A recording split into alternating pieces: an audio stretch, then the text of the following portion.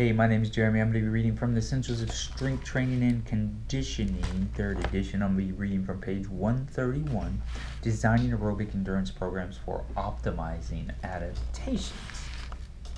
The basis of any adaptation is the exercise stimulus of the training program. Aerobic endurance training provides a continuum of modalities that affect various physiological systems. The magnitude of change in response to any program depends on the athlete's pre-training level and the characteristics of the program. Aerobic endurance training requires proper progression, variation, specificity, and overload if the physiological adaptations are to take place. Many adaptations are needed from the cellular to the whole body level. There are a host of different variables that one must consider and ultimately manipulate when designing training programs for different physiological systems. The purpose of this chapter is to emphasize the understanding the response of the body system is essential to effective program design. Volumes of information have been produced on aerobic exercise and subsequent training adaptations. Aerobic metabolism plays a vital role in human performance and is basic to all sports if for no other reason than recovery. Metabolically, the Krebs cycle and electronic transport chain are the main pathways in energy production. Aerobic metabolism produces far more ATP energy than anaerobic metabolism and uses fats, carbohydrates, and proteins. Many sports involve interactions between the aerobic and anaerobic metabolic systems and thus require appropriate training. For example, soccer, lacrosse, basketball, field hockey, and ice hockey involve continuous movement and thus constant aerobic demand, mixed with bursts of sprints and power activities. Proper conditioning of the aerobic system is vital to the ability of the player to sustain such activity and adequately recover.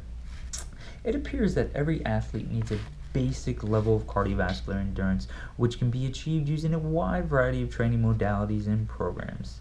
The traditional modality has been the slow long-distance run. For the strength and power athletes, however, this may be irrelevant or even detrimental to power development. Adequate gains in aerobic fitness can be accomplished with interval training when appropriate and needed.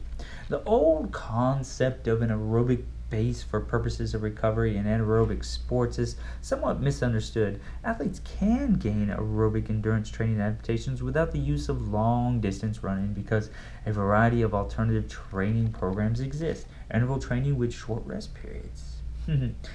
One of the most commonly measured adaptations of aerobic endurance training is an increase in maximal oxygen uptake associated with an increase in maximal cardiac output. As the intensity of exercise increases, the oxygen consumption rises to maximal levels. When oxygen consumption can no longer increase to meet the demands, maximal oxygen uptake has been achieved.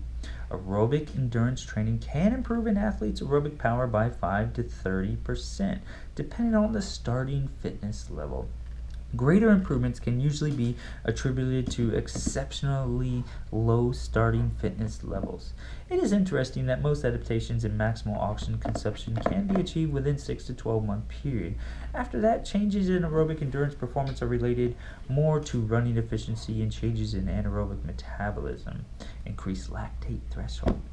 Metabolic changes include increased respiratory capacity, lower blood lactate concentrations at a given submaximal exercise intensity, increased mitochondrial and capillary densities, improve enzyme activity. Although an athlete's maximal oxygen uptake may not change from year to year with aerobic endurance training, the oxygen cost of running does improve. Several studies have shown a progressive improvement in the economy of running in elite aerobic endurance athletes. Long-term aerobic endurance training may improve the athlete's running economy more than the maximal ability to extract and use oxygen. The VO2 max. Experienced runners may not improve their VO2 max, but their performance may be better due to enhanced running economy. The intensity. of training, what is one of the most important factors in improving and maintaining aerobic power. Short, high-intensity bouts of interval sprints can improve maximal oxygen uptake if the interim rest period is also short. Callister and colleagues showed that long rest periods used with sprints improve sprint speed without significant increases in maximal aerobic power. Therefore, longer training sessions with higher amounts of rest between exercise bouts results in less improvement in aerobic capacity. Aerobic endurance training is associated with alterations in body composition. Aerobic endurance training usually decreases the relative percentage of body fat and has little or no significant effect on fat-free mass. Longer-term programs can result in greater decreases in body fat. When training intensities and volume balance anabolic and catabolic activities in muscle, the optimal exercise prescription depends on the training level of the athlete and the variation in the exercise protocol. Excessive training might lead to a predominance of catabolic activity in the body and cause muscle metabolism not to be able to keep up with the needed amount of protein synthesis. Aerobic endurance training results in reduced body fat, increased maximal oxygen uptake, increased respiratory capacity, lower blood lactate concentrations, increased mitochondrial and capillary densities, and improved enzyme activity. Alright, cool. We'll leave it there. That's page 131 and 132.